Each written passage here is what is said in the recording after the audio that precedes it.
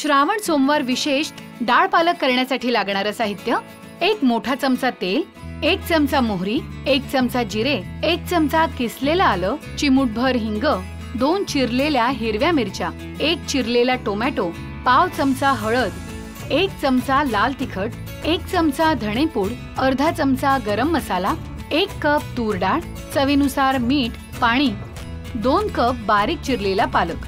मोहरी जिऱ्याच्या फोडणीत आलं, हिंग, हिरव्या मिरच्या, टोमॅटो, हळद, तिखट, धणेपूड, गरम मसाला मिसळून घेत यात शिजवलेलं वरण घालायचं. आता यात मीठ, पाणी आणि पालक घालत एकत्र हे मिश्रण शिजवून घ्यायचं.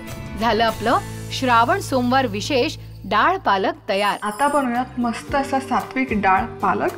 त्यासाठी चमचाभर तेल गरम करायचं, यामध्ये घालायचे मोहरी मस्त तडतडली की जिरं, किसलेलं आलं, हिंग, चिमूटभर, हिरव्या मिरच्या मिक्स करूया आणि यामध्ये घालूयात टोमॅटो मिक्स करायचं आणि 2 ते 3 मिनिटं आपण टोमॅटो छान परतून घेऊया. ओव्हरकुक करायची गरज नाही, हलकेसे मऊ होईस्तोवर फ्राय करूया.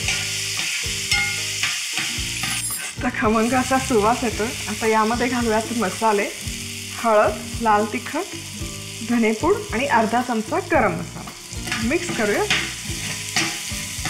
यामध्ये घालूयात शिजवलेली डाळ शिजवून छान अशी घोटून घेतली आहे, मिक्स करूया.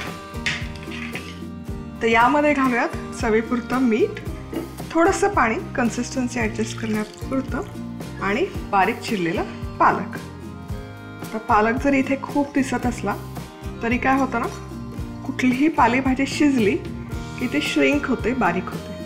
आता हे डाळ आणि पालक एकत्र आपण एक साधारणपणे 5 ते 6 मिनिटं छान शिजवून घेऊया. इथे डाळ पालक मी मस्त 7 ते 8 मिनिटं शिजवलेलं आहे. तुम्ही बघू शकाल, छान दिसतंय, सुवास भन्नाट आहे.